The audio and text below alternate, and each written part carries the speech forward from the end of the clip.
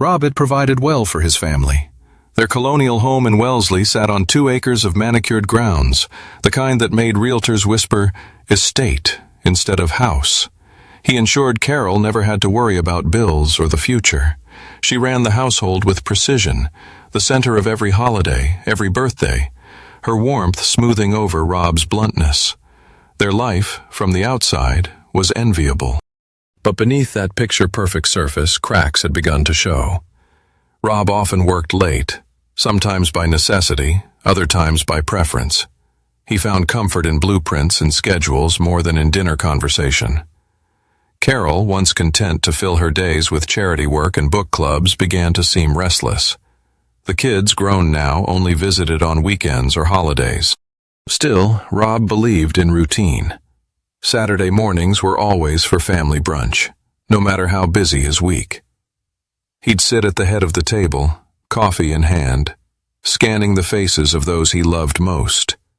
Even as Emma and David exchanged inside jokes and Carol refilled everyone's plates, Rob kept watch, alert to the shifting winds of his family's moods. He'd built everything on trust and loyalty. Surely, nothing could threaten that. Or so he thought. "Oh, that reminds me," Carol interrupted. "Tomorrow is my birthday party." Rob blinked, startled. "Your birthday party?" he repeated, his voice rough. He hadn't forgotten, he never did, but a party was the last thing on his mind. Carol smiled, but her eyes flickered with impatience. "Yes, we talked about it, remember? I sent out invitations weeks ago. It'll be at the house, just a few friends and some family. David and Emma will be there. Everyone's excited, and it might lift your spirits too." He studied her, seeing how she avoided his gaze and kept smoothing the skirt of her red dress. "I'll try to be there," he said, hospital willing. She reached over and squeezed his hand, her grip cool and brief. "We'll bring the party to you if we have to. Everyone wants to see you recover. Don't work yourself up over anything tonight. We just want you to rest." After she left, Rob stared at the ceiling, the antiseptic air pressing in on him. He couldn't shake the uneasy feeling her visit had left behind. The birthday party felt less like a celebration and more like a distraction, one he didn't quite understand. He closed his eyes, focusing on the monitor's steady beeping. The world outside his fortress was shifting, and for the first time in years, Rob wasn't sure he could control what happened next. "I know it's not true," Rob replied, his voice steady. "But I need you to do this, just for a little while. If my wife asks, or if anyone else calls pretending to be family, I want them to think the worst. Can you do that for me, Doctor?" Dr. Hayes hesitated, then gave him a measured nod. "I'll make a note in the file and inform the staff to follow your instructions. But, Mr. Sullivan, if at any point you change your mind, please let us know." "Thank you, Doctor," Rob said. Relief flooded him as she left the room, closing the door softly behind her. He lay back against the pillows, exhaustion settling through his aching body. The betrayal cut deeper than anything he'd faced in business. Carol's threat, her icy words, and now her apparent interest in his life insurance. It all painted a clear and unforgiving picture. Years spent reading people on job sites hadn't prepared him for this kind of duplicity at home. For the first time since waking in the hospital, Rob allowed himself to weep quietly, the tears running down into his graying hair. Everything in his life needed to change, starting now. Tomorrow he would call his lawyer. Tonight he would gather his strength. If Carol wanted a fight, she was going to get one. "I think there's someone else," Rob continued, his voice quieter now. He explained about Carol's new clothes, her late nights, her eagerness for him to work longer hours. "She's been encouraging me to keep my focus on the company, always suggesting I take on more projects even after the heart attack. She wants me out of the house, out of her way." Tommy let out a low whistle. "Unbelievable. Do you want me to hire someone to follow her? I know a guy who does that kind of thing, clean, discreet." Rob shook his head. "Not yet. Everything I need I can get through old-fashioned observation. I want you to stay close, though. Keep an eye on the house. If anything happens to me, you call David and Emma right away, and our lawyer. Don't let Carol get ahead on anything." Tommy nodded, eyes fierce with determination. "You got it, Rob. I'll watch her like a hawk. And don't worry about the company. I'll swing by the sites if you need a trusted face present." "Thanks, Tommy. I always knew I could count on you, even if you make life complicated sometimes." Tommy grinned ruefully. "That's what brothers are for, eh? Just hang in there. We'll get through this." Rob managed a faint smile. For the first time since the heart attack, a sliver of hope cut through the fear. With Tommy on his side, he might just have a fighting chance. Now the game was to play weaker than he was, to let Carol's plot unravel on its own. David nodded immediately. "Of course, Dad. I'll spend more time at the house, make sure she's okay. If there's anything specific you want me to look out for." Rob managed a tired smile. "Just keep your eyes open, that's all. If you see anything strange, let me know. And don't tell your sister about this just yet. I don't want her to worry. We'll handle things for now." "Understood," David replied, gripping his father's hand. "We'll get through this together, Dad. I promise." Instructional calls. Rob squeezed his son's hand, grateful for the reassurance. For all the battles he'd faced in business and in life, nothing compared to protecting his family from within. As David left, Rob felt a surge of resolve. He wasn't just fighting for his own survival, he was fighting for everything he'd built and everyone he loved.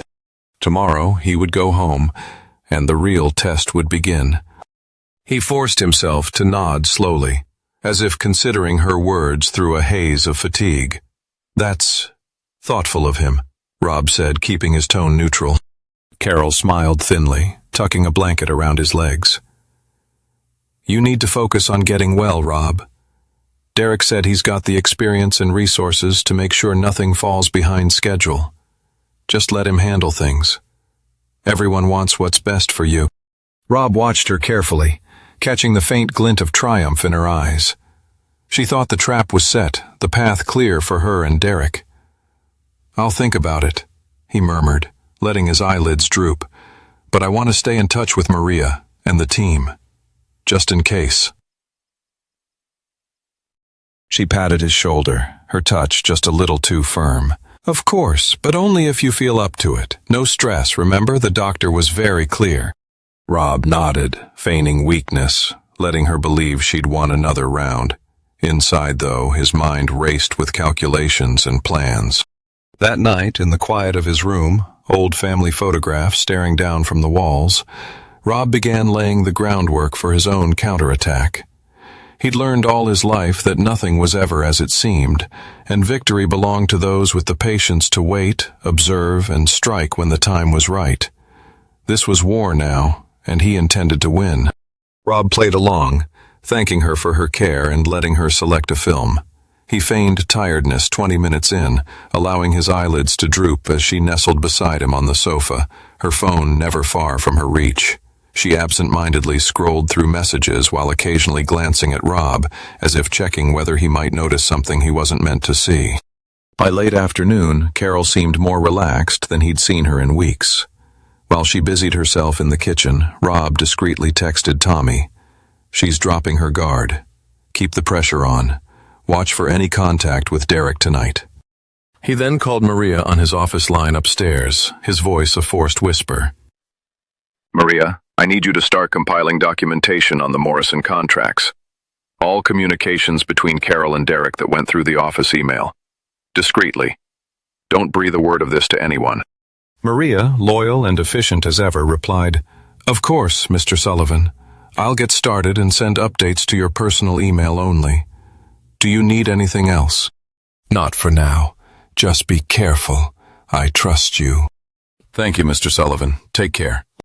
After hanging up, Rob steadied himself against his desk, feeling the gravity of every decision. Carol thought she was closing in on her victory, but she'd underestimated his resilience. Tonight he would watch. Tonight he would gather the evidence he needed.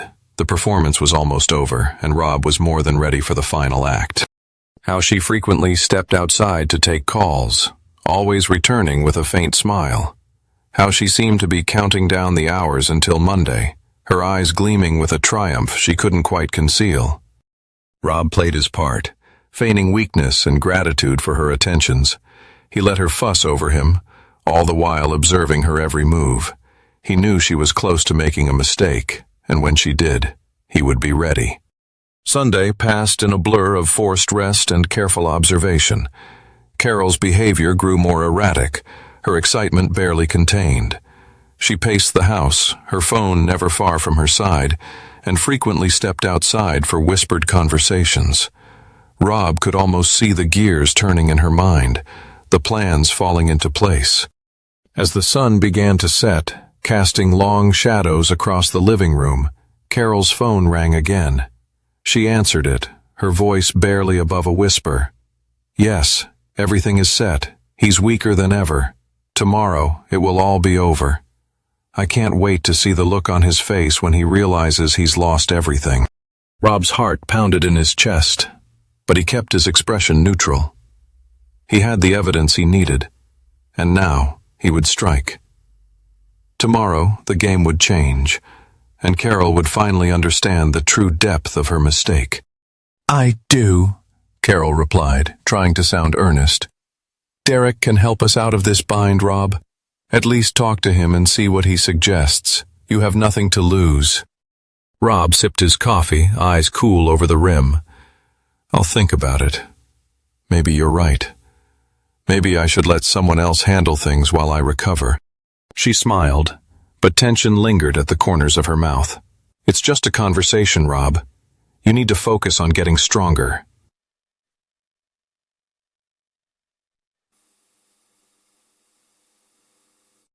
He reached for her hand across the counter. "I appreciate how much you're worrying, Carol. Really, let's see how today goes. Maybe I'll call Derek, maybe I'll call the bank. I can't just let everything slip away."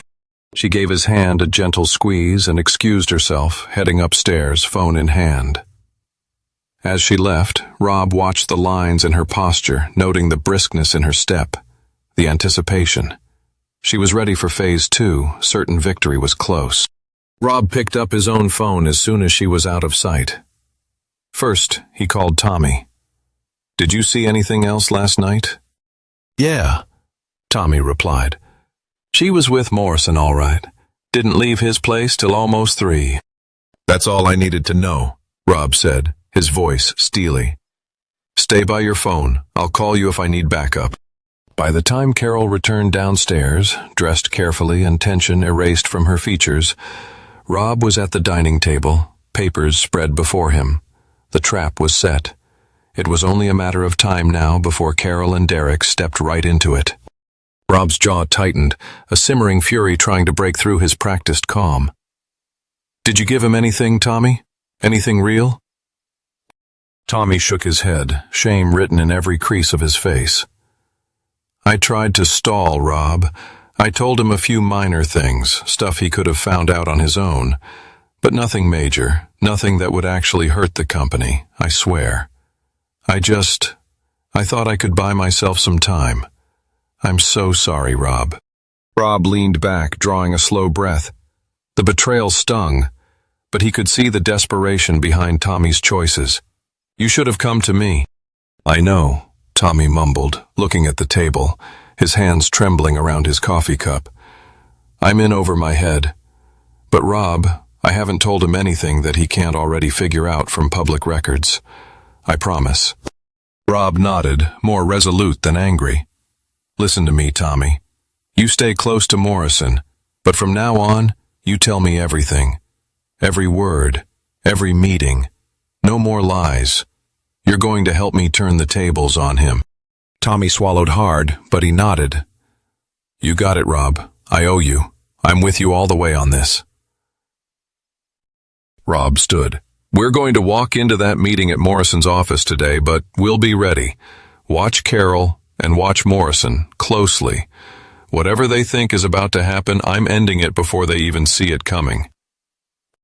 As they left the cafe, Rob felt the weight of his brother's betrayal settle into determination. This war was bigger than business now. It was about family, pride, and survival, and Rob Sullivan had never lost a fight that truly mattered. When they arrived, Derek greeted them with a broad, rehearsed smile. "Rob, Carol, welcome. Please, come in. I'm so sorry for everything you've been through, Rob. You look, well, I hope you're feeling better." Rob nodded, suppressing a smirk. "Day by day, Derek. I'm sure you know how it is." Carol was all politeness, barely meeting Derek's eyes, but it was clear to Rob their act was just beginning. She helped Rob to a seat, fussing over him while Derek poured coffee and offered it as if they were all old friends. The meeting began with the usual small talk, but Rob watched every gesture, every glance between Derek and Carol. He could practically feel the tension in the room, the eagerness on Derek's part, the thin layer of anxiety on Carol's. "So," Derek started, taking a seat behind his imposing desk, "let's talk about Riverside. I understand things are a bit up in the air with Sullivan and Associates. I want you to know I'm here to help whatever you need. Transitions like this can be tough, but I have the experience to see the project through." Rob let Derek's confidence hang in the air for a moment, then nodded slowly. "I appreciate that, Derek. It means a lot given, everything." Derek offered a reassuring smile. "We're all builders at heart, Rob. We help each other when we can." Out of the corner of his eye, Rob saw Carol silently watching, her breath almost held in anticipation. He leaned forward just enough to appear genuine. "Well, let's make sure everyone benefits from this transition, shall we? I don't want my family left out in the cold." Carol reached for Rob's hand on the table, squeezing it with almost theatrical concern. Derek glanced at her, a spark of something quickly flickering across his features. As the conversation continued, Rob subtly steered the discussion towards topics Carol wouldn't have anticipated: minor financial details, old construction regulations, issues with municipal contracts. Derek kept up, but Rob could tell he was getting frustrated. Carol, out of her depth, stayed painfully silent. Just before the end of the meeting, Harold Steinberg arrived, a trim man with steel-gray hair and a briefcase in hand. "Sorry to interrupt, Rob," he said cheerfully, "but we need you to sign a couple of urgent documents." Rob used the distraction to glance at Carol and Derek together. Harold placed the papers in front of Rob, who signed them with slow, deliberate purpose. "Just some final arrangements, Derek. You know how these things go." Derek nodded, masking his impatience. Rob stood. "Thank you for your time, Derek. I'll be in touch about the contract once I hear from my doctor." As they took the elevator down, Rob caught the quick, panicked rise of Carol's breathing. She knew something in the balance of power had shifted, and Rob, battered but unbroken, allowed himself the smallest, most dangerous smile. The end game had begun. "Take the night. Talk it over together. We can finalize everything tomorrow, if that works for you." Derek's tone was gentle, but Rob heard the eager undercurrent. He was ready to close this deal, to capitalize on Rob's supposed vulnerability. Rob gave him a weary, grateful look. "I appreciate your patience, Derek. A lot to think about, so, yes, let's revisit tomorrow. I'll talk to my lawyer and see what my doctor says." Carol squeezed his hand, her expression carefully composed but with a flicker of triumph in her eyes. "Thank you, Derek. We really appreciate your help."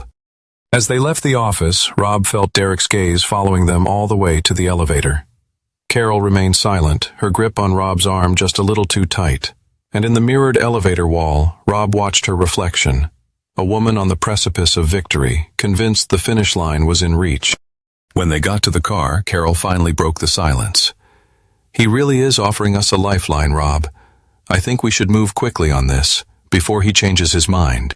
Rob buckled his seatbelt slowly, looking out at the city skyline. "We'll talk it over tonight. But we have to be careful, Carol. A deal like this, if we rush, we could lose everything." She nodded, though impatience simmered just beneath the surface. Driving home in silence, Rob's thoughts were already spinning. Derek Morrison and Carol thought they'd won. But tomorrow, when all the players gathered, they were going to learn just how wrong they were. When Rob emerged from the clinic, he looked every bit the part. Pale, haunted, moving with just enough unsteadiness for anyone watching to see a man close to collapse. Dr. Hayes gave him a reassuring pat on the arm, her voice gentle but loud enough for the waiting room and anyone who might be recording to hear. Mr. Sullivan, no exertion today. Rest as much as possible. We need to adjust your medications again. I'll call you this evening to check in. Rob nodded, murmured his thanks, and walked slowly to his car. Once inside, his hands trembled, not from illness, but from adrenaline. This was it. This was the day he reclaimed his life from the people who thought they could steal it. Driving home, Rob rehearsed what he needed to do. He checked his phone. Harold and Tommy had both sent coded updates. Everything was aligning perfectly. This time, the trap would catch everyone who deserved it. When Rob pulled into the driveway, Carol was waiting at the door, eyes bright and searching his face for any sign of weakness or defeat. He let his shoulders sag, let his breath catch like a man barely hanging on. She wrapped him in a gentle hug. "Bad news?" she asked, her tone soaked in mock sympathy. Rob managed a shaky nod. "Dr. Hayes is concerned. She says another attack could happen at any time. I'm supposed to stay in bed, keep things as calm as possible."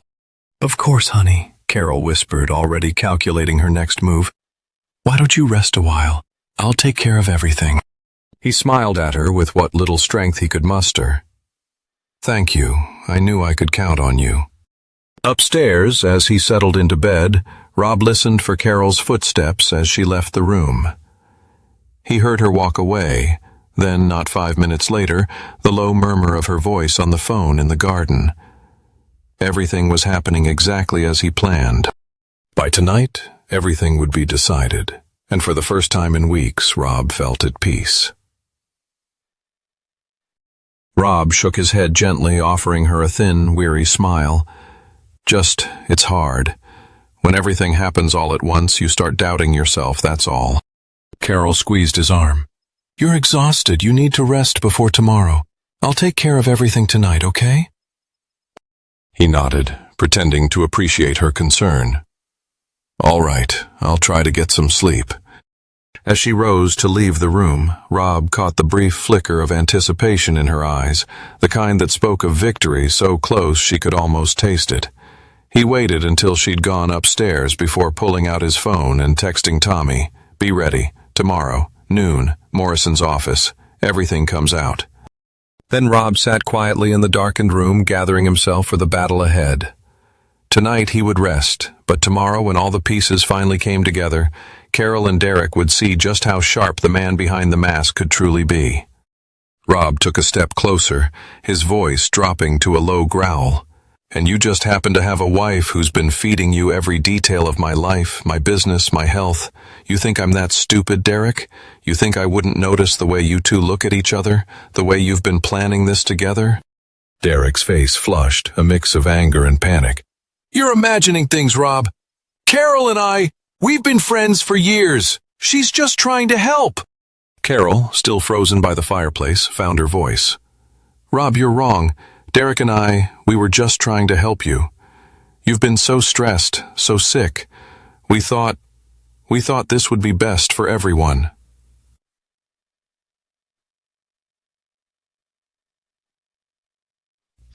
Rob's eyes narrowed as he turned to her. "Best for everyone? Or best for you and your new boyfriend? You think I didn't see the way you've been acting, the way you've been planning?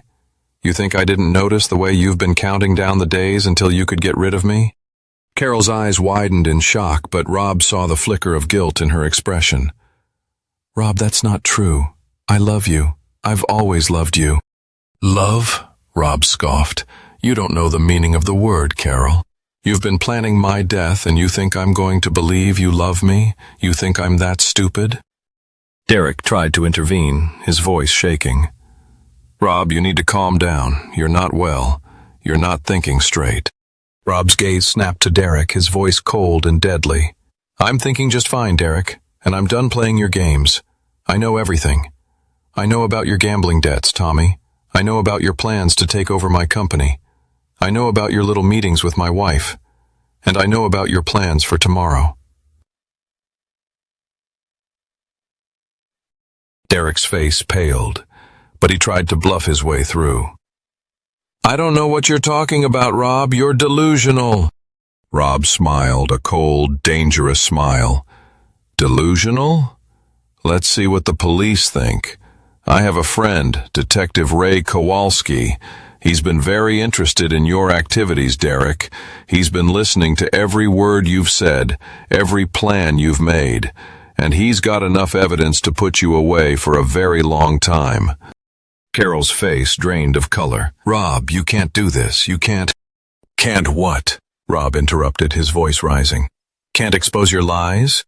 Can't show the world what kind of people you really are? Can't protect my family from the likes of you? You're wrong, Carol. I can do all of those things. And I will. Rob turned to Derek, his voice steady and calm.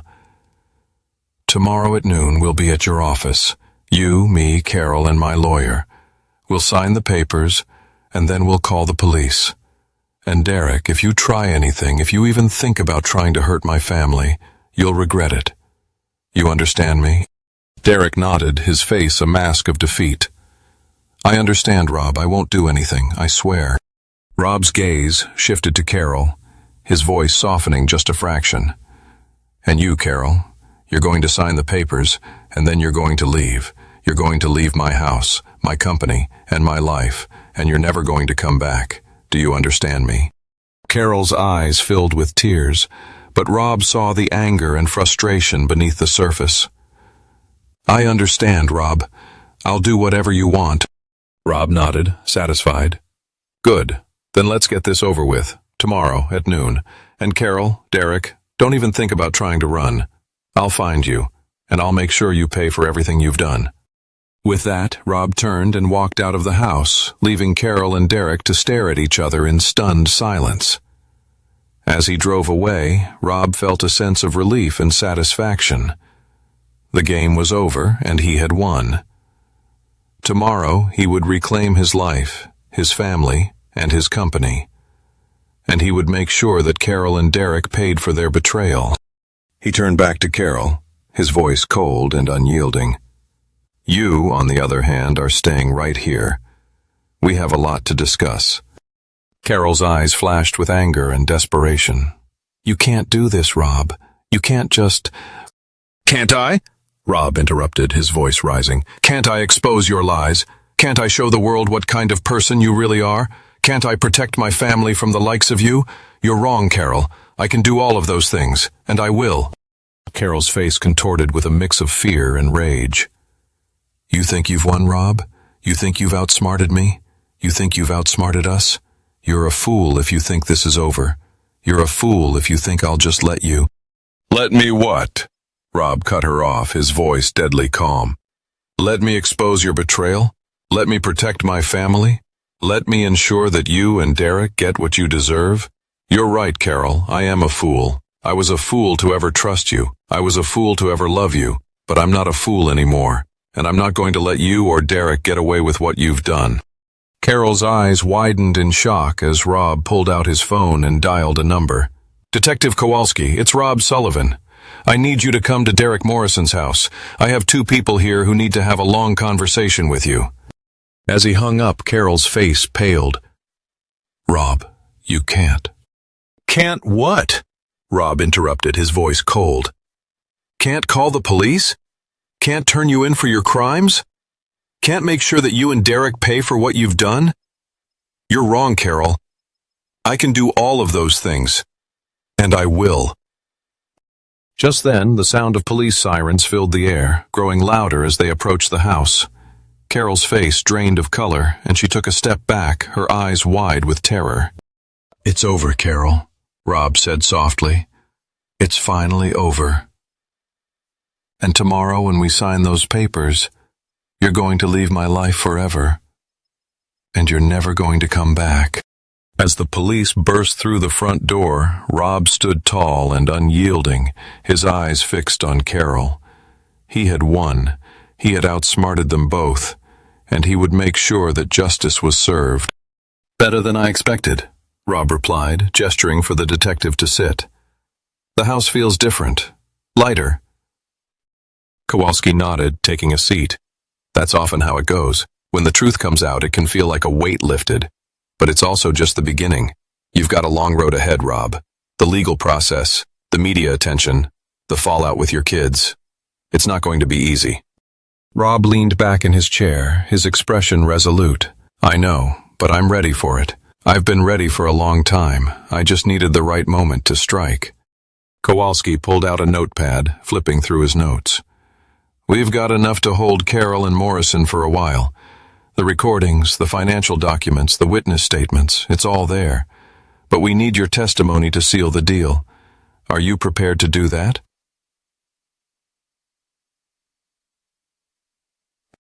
Rob nodded without hesitation. Absolutely. I want them to pay for what they did. I want them to understand that they can't get away with betrayal and murder. Kowalski made a note, then looked up at Rob. There's something else. We found evidence that Morrison had been working with someone else, someone higher up in the construction industry, someone who's been trying to take down Sullivan and Associates for years. Rob's eyebrows raised. Who? Kowalski hesitated, then said, We're not sure yet, but we think it might be someone close to you, someone you trust. Rob's mind raced, but he kept his expression neutral. I'll help in any way I can. Just tell me what you need. Kowalski nodded, satisfied. We'll be in touch. For now, just focus on taking care of yourself and your family. The legal process will take time, but we'll make sure justice is served. As Kowalski left, Rob sat alone in his study, the weight of the past week settling over him. He had won the battle, but the war was far from over. He knew that there were still enemies out there, still threats to his family and his business. But he was ready. He had proven that he could outsmart them, that he could protect what mattered most, and he would do it again, if necessary. Ray shook his head. She covered her tracks well, Rob, but not well enough. The DA thinks they have a solid case for attempted murder and fraud, and with Derek flipping, Carol's not going to be able to claim ignorance or innocence. Rob nodded, his expression impassive. I figured she'd try to blame someone else when it all fell apart. She never could take responsibility for anything. Ray gave a sympathetic grunt. She's up against a wall and not many ways out. What she did went far beyond being unhappy or scared. The intent is clear, and the evidence is airtight. The DA says your cooperation and those recordings sealed it. For a moment, the room was quiet. Rob stared out the window, processing everything. Finally, he said, I want David and Emma kept out of it as much as possible. They're victims, too, in their own way. They haven't done anything wrong. Ray nodded. We'll do our best. I'll make sure the DA understands. This is about holding Carol and Derek accountable, not hurting your kids any more than they've already been hurt. Rob offered a weary smile. Thank you, Ray. I can't tell you how much I appreciate everything you've done. Ray stood and gave Rob a steady look. Take care of yourself, Sullivan. You survived the worst. Now's your chance to start over. Don't waste it.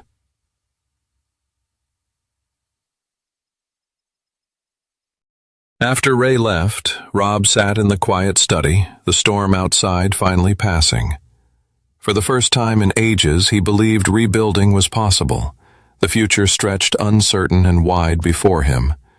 But he'd reclaimed his home, his family's name, and most importantly, his peace. The fortress Rob Sullivan built had survived, a little battered, but stronger than ever. She wasn't always like this, Rob said gently, reaching over to take Emma's hand. People change. Sometimes the person you thought you knew slowly turns into someone else, and you don't see it happening until it's too late. Your mother's choices were her own. None of what she did is your fault, or David's. Emma blinked back tears, her jaw set in a familiar, stubborn line. I just don't get it. Didn't she love us? Didn't she love you? Rob swallowed, pain flashing across his features. For a long time, I believe she did. Or maybe she just loved the life we built together, the comfort, the security. But somewhere along the way, something inside her changed. She let bitterness and ambition take over, and then it became about what she wanted, no matter who it hurt. Emma nodded, wiping her eyes. I'm sorry, Dad. For everything. There's nothing for you to be sorry about, Rob said warmly. Just promise me you won't let this define you. We're Sullivans. We rebuild. We move forward. Emma looked at him, a spark of determination returning to her eyes. I promise, Dad. They sat together in silence, finding comfort in each other's presence. Outside, the evening deepened, and in the newly quiet house, hope flickered, fragile but real, lighting the first steps toward a new beginning for the Sullivan family. Ray's voice was immediately alert. "What have you got, Rob?" Rob took a steadying breath. "Carol's cellmate called me. Said Carol wants me to know Tommy wasn't in gambling debt at all. It was all a lie. Morrison paid Tommy to sabotage my company from the inside for over a year. He orchestrated permit issues, staged delays, cost us contracts. Every crisis we had, Tommy had a hand in it. And he kept feeding me information all along, pretending to be on my side." There was a stunned silence. Ray finally replied, "That explains a lot. I'll get my team on it right away. We'll pull Tommy's financial records, track any payments, and talk to Morrison again. See if he'll confirm it to cut his own sentence. We'll get to the bottom of this, Rob. I promise." "Thanks, Ray," Rob said grimly. "This changes everything. If Tommy did what Carol says, I'll make sure he pays for it too. You just focus on your family right now. We'll handle the rest."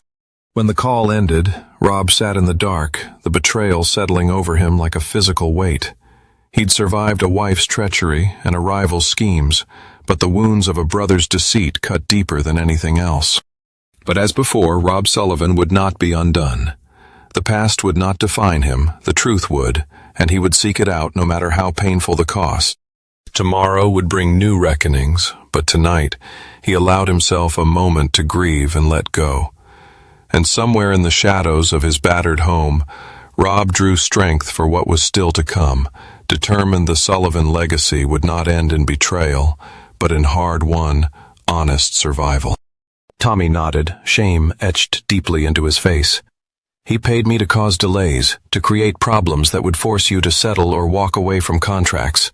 I never wanted it to go this far, Rob, I swear. But Derek, he threatened me. He said if I didn't do what he wanted, he'd cut off the payments, and Lisa would be left with nothing. I was desperate. I didn't see any other way." Rob's voice was cold, unyielding. "You should have come to me, Tommy. I would have helped Lisa. You didn't have to betray your own family." Tommy looked up, tears in his eyes. "I know, Rob, I know. But I was scared, and I was weak, and I let Derek Morrison take advantage of me. I'm so sorry, Rob, I'm so sorry." Rob stood, his expression hard. "Sorry isn't good enough, Tommy. You've hurt this family, you've hurt our business, and you've hurt me. And now, you're going to have to face the consequences." Tommy's eyes widened in panic. "What do you mean? Rob, please, I can't go to jail. Lisa needs me. She needs the money for her treatments." Rob's voice was steady and calm. "That's not my problem anymore, Tommy. You made your choice, and now you're going to have to live with it. Detective Kowalski is waiting outside. He's going to take you in for questioning.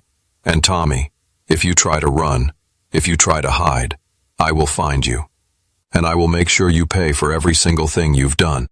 Tommy's face crumpled and he started to sob. "Rob, please, don't do this. I'm your brother. I'm family." Rob's expression didn't change. "Family doesn't betray family, Tommy. And you did. You chose money over loyalty, and now you're going to have to face the music." As Rob turned to leave, Tommy called after him, his voice desperate. "Rob, wait. Please. I'll do anything. I'll pay you back every penny.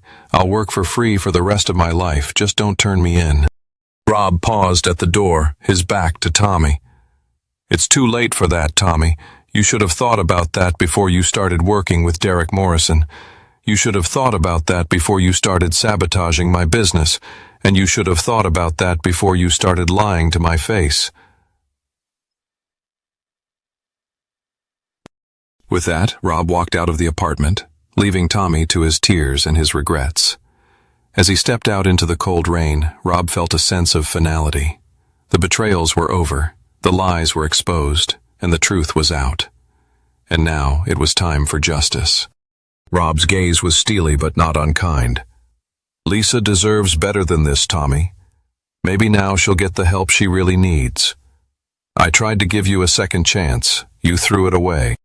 Tommy's shoulders sagged as the officers guided him out of the apartment, their footsteps harsh against the faded linoleum.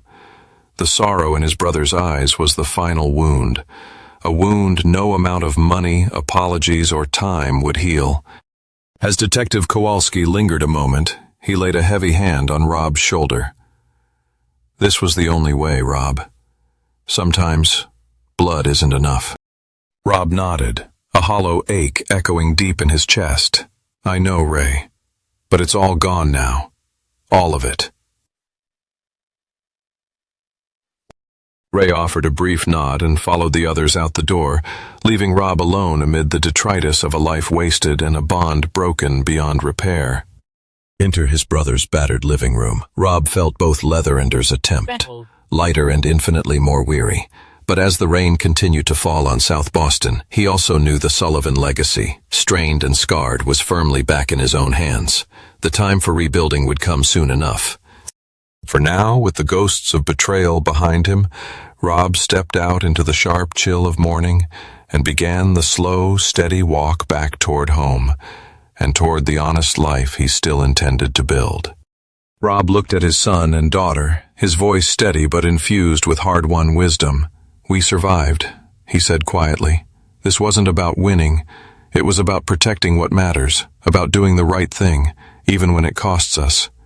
We lost a lot, but we learned more. The Sullivan name still stands. Your futures, our company, everything we've built together. It's ours to shape now. No more secrets, no more lies.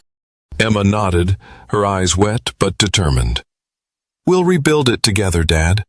We can make something better out of all this pain. David managed a hopeful smile, the sharp edge of betrayal softened by loyalty and love. You can count on us, Dad. Sullivan and Associates is going to be stronger than ever. Rob felt a surge of pride that had nothing to do with money or contracts, but with family, resilience, and the hard, honest work that would always set them apart. As the fading afternoon sun lit the office with a golden glow, Rob knew the true legacy he was passing on. Strength in the face of adversity, courage in the face of betrayal, and the unwavering belief that in the end, what truly matters is what you build for those you love. Together, the Sullivans faced a future that was finally, unmistakably, their own. For Rob, the sight held a grim kind of satisfaction. Not just victory over a rival, but proof that justice and persistence still mattered in a world ruled by betrayal and ambition. The Sullivan name would now be on the door, restored and respected, where trust had once been shattered. The company auction had been swift and almost anticlimactic. With Morrison in prison and his empire gutted by scandal and debt, Sullivan and Associates was able to acquire key contracts and assets, securing their place as the region's top construction firm once more. The press followed every move, headlines shifting from scandal to redemption. David had stepped into a leadership role with a steadiness and maturity that surprised even Rob, while Emma, though carrying scars from her mother's betrayal, had found her calling in advocating for corporate ethics and legal reforms. Together, they were reshaping not just the company, but the culture around them, one where loyalty meant something and every mistake became a lesson. Tommy, convicted and sentenced, had written only one letter from prison, a letter Rob kept in a locked drawer, unread, not ready yet for forgiveness or closure. On some nights, alone in the new house he'd chosen for fresh beginnings, Rob would look through old photographs, his parents, his children, even some with Carol and Tommy, and remember that the past, with all its heartbreak, had forged the unbreakable spirit he now passed on. He knew the price of loyalty. He knew how easily trust could be broken, and how very hard it was to repair. But as the new Sullivan and Associates sign was polished above the doors and his children stood by his side, Rob allowed himself a rare smile. They had survived. They had rebuilt. And this time, the foundation of everything they'd built was stronger than steel, hard-won, tested, and absolutely true. "She'll never survive a trial, Dad," Emma continued, her voice steady. "The evidence is overwhelming, and the press coverage would tear her and us apart all over again. If she cooperates, testifies against Morrison, and forfeits everything, we can put this behind us sooner. We have a chance to move on." David nodded in agreement. "It's the cleanest way out. She gets punished, but we don't have to keep reliving it in court for the next year. Let her go quietly if she's willing to take the deal." Rob studied his children. How steady they had become beneath all the loss. How determined. He saw the resilience and hard wisdom in his daughter's eyes, the strength in his son's voice. "Then that's what we'll support," Rob said, his voice strong and clear. "We won't fight it. We rebuild from here. We do things right, together." Emma smiled, relief softening her features. "I'm glad, Dad." That night, as dinner ended and laughter finally rose in their new home, Rob felt something shift inside him. There would always be shadows, but there would also always be light. For all they'd lost, for all they'd endured, the Sullivans had found their way, not to a perfect ending, but to true strength and a second chance. He raised his glass. To family. To lessons learned. To what comes next. They clinked their glasses, the sound ringing bright and hopeful in a house built on honesty, respect, and the unbreakable bonds of those who choose, again and again, to stand together, no matter the storm. Inside, Tommy's shaky scrawl filled a single page. "Rob, if you're reading this, you know I couldn't see a way out anymore. I'm sorry, truly sorry. There aren't words enough for everything I owe you and everything I destroyed. I thought I was making choices for Lisa, but in the end, I ruined what really mattered. You warned me so many times, but I didn't listen. You were always the strong one, the one who built things, real things, lasting things. All I ever managed to build was trouble. I hope you can forgive me one day, though I know I don't deserve it. Tell David and Emma I'm sorry for what I took from them, what I took from you. Tell them family should have been everything. Tell them to hold on to you. You're better than I ever was. I'm grateful you cared for Lisa, even if you never told me. I know it was you. Maybe, if there's something after this, I'll finally get it right. Goodbye, Rob. Protect the Sullivans. Your brother, Tommy." Rob folded the letter carefully, his hands trembling. There was nothing more to say. No words could undo the past or mend the wounds Tommy had left behind. But as Rob looked down at his brother for the last time, some of the bitterness eased. He felt sorrow, yes, but also acceptance, a closing of the circle they had both drawn with choices, regrets, and, ultimately, love. He left the morgue in the soft gray light of dawn, carrying a letter and a new understanding of what forgiveness truly meant. Maybe, in some other life, they'd have gotten it right. Here, Rob was left with a legacy to protect and a future still unwritten, forged from pain, resilience, and the unbreakable strength of family. The end. He waited as the phone rang, his mind heavy with thoughts of forgiveness and the cost of armor built over a lifetime. When Emma answered, her voice was quiet but clear. "Hi, Dad." "Hey, Em. I wanted to let you know about Uncle Tommy's funeral. It'll be small, just us. If you and David want to come. No press, no spectacle." There was a brief silence before Emma replied, "I'd like that. I think David would too. Uncle Tommy made terrible choices, but he was still family." Rob felt something unwind inside him, a tension easing. Yeah, he was. He hesitated, searching for words that wouldn't come off as weakness. "Listen, Emma. Be careful about how much you harden your heart. I've spent my life building walls, thinking that was the only way to keep us safe. But sometimes forgiveness matters, maybe even more than winning."